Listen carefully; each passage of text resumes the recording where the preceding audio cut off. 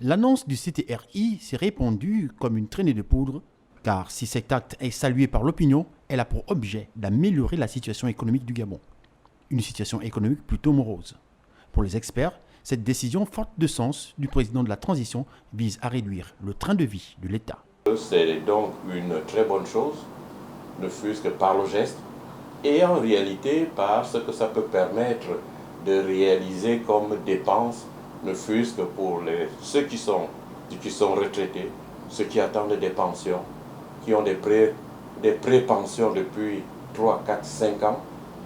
Cet argent, c'est vrai, ça ne va pas résoudre tout, mais au moins, c'est déjà un très grand geste fort. Cette décision est prise au profit des Gabonais dont les préoccupations sociales sont de plus en plus fortes. Il s'agira de restaurer le climat des affaires, la bonne gouvernance et la dette du pays. Il faut un geste qui nous montre que vous voulez gérer autrement. Et donc, c'est ce que fait le président.